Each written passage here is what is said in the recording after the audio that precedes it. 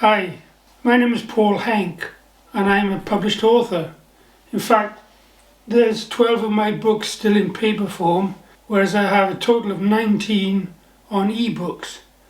I write thrillers and historic drama, and I'm going to tell you the story of where I come from, how I started, and by total fluke became an author. Some of you may recognise my accent. I'm Welsh. I'm from the valleys. And a long time ago, I always said I wanted to be a Royal Naval officer.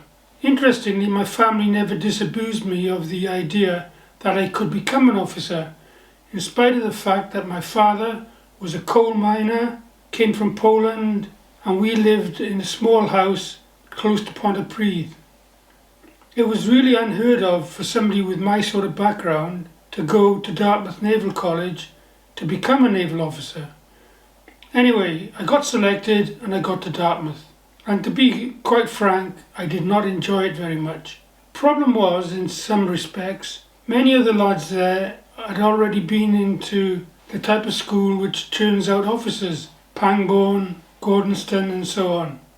Whereas I'd only ever been to a Welsh grammar school in Pontypridd, so I had a lot to learn.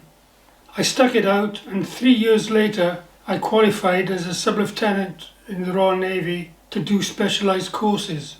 The courses lasted 12 months when I joined a ship called HMS Antrim, which by then I was really enjoying the Navy, had a great time. On HMS Antrim, a guided missile destroyer, I did a 6-month cruise connected to the American 6th Fleet and a 9-month cruise showing the flag to Japan. Both were very enjoyable. The Japanese trip was particularly memorable as on the 10th of February we had a dinner on board HMS Antrim for Emperor Haile Selassie and Princess Anne. She was flown out especially for the event.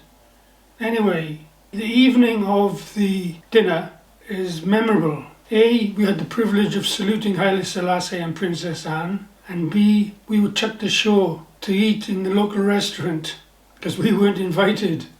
When we got back that evening, the wardroom had been tidied up and cleaned up, and around the edges of the wardroom were bottles of open red wine. Being good naval officers, of course, we drank it. Each bottle was more than 2 weeks of salary for me. I still don't remember what it was like or how good it was. I just remembered it was expensive. Anyway, after we got back from the Japanese tour, we had to decide what specialisation we were going for. That was like gunnery officer, navigation officer, a helicopter pilot.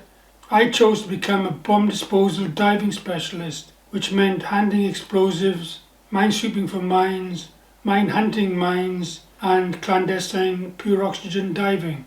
It was a 9.5-month course, and although 40 odd people applied for the course, only 5 of us were chosen and only 4 of us passed. It was really tough. But on the other hand, those of us who did pass it, I can honestly say, thoroughly enjoyed it. Also, it paid the highest danger money, which I seem to remember was £1 a day at the time. But there you go. That's the first of my little videos about the start of my background and where I came from. If you have been listening, thank you.